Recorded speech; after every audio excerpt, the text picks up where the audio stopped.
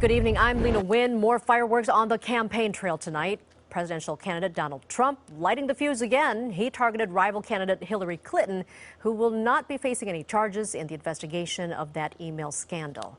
KCAL 9 political reporter Dave Bryan joins us now with all the details on this. Dave? And Lena, not facing the charges, of course, a big win for Clinton, but also a loss went along with that. I'll explain in just a moment. The political bombshell from FBI Director James Comey is still reverberating throughout the campaign world tonight.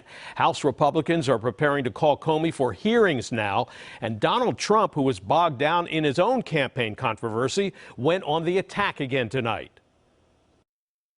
I always felt that Hillary Clinton would escape criminal charges for her dangerous and illegal behavior because our system is, in fact, rigged. It's totally rigged. At a campaign rally in North Carolina Tuesday night, Republican presidential candidate Donald Trump made it clear that while Hillary Clinton won't be facing criminal charges in the email scandal, she won't get away scot-free on the campaign trail.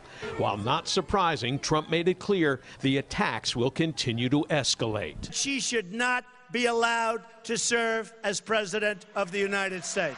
We now know that she lied to the country when she said she did not send classified information on her server. She lied. We are expressing to justice our view that no charges are appropriate in this case. It was FBI Director James Comey who broke the news that his agency would not be recommending criminal charges be brought against Clinton, but not before delivering a scathing critique of what he called Clinton's extremely careless handling of very sensitive, highly classified information.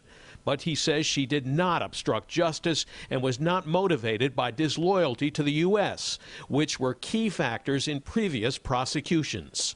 In looking back at our investigations into the mishandling or removal of classified information, we cannot find a case that would support bringing criminal charges on these facts. But Comey essentially, in so many words, said shame on her for using an unsecured private server as Secretary of State. She should have known better. Any reasonable person in Secretary Clinton's position should have known that an unclassified system was no place for that conversation. And Comey charged 36 of Clinton's email chains contained secret information.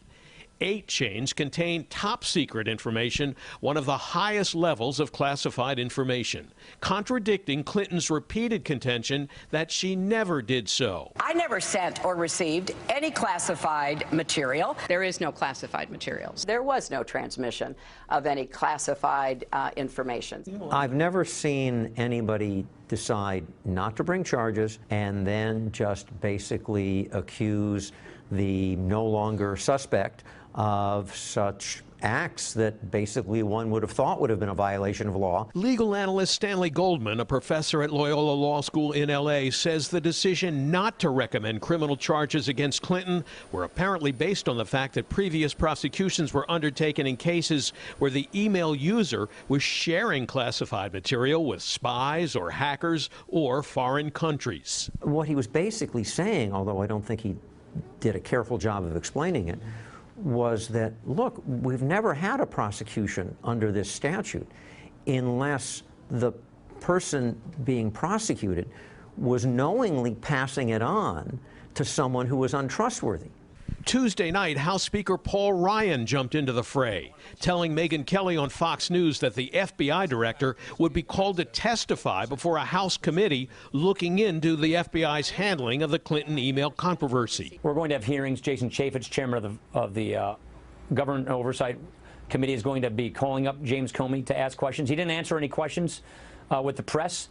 And our Judiciary Committee has sent a number of questions. There are a lot of unanswered questions here, Megyn, that need to get answers. At her own rally in Charlotte, North Carolina, Hillary Clinton, who's been campaigning under the cloud of a possible indictment for a year now, got a helping hand from President Obama, who, while not mentioning the email news directly, heartily endorsed Clinton's judgment and experience. Hillary doesn't get the credit she deserves. But the fact is, Hillary is steady, and Hillary is true.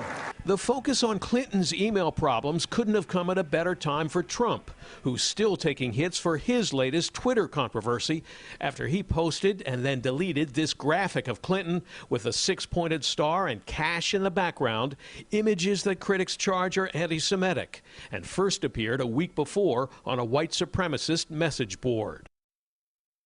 Now, Trump's social media director is taking responsibility for the controversial Trump tweet.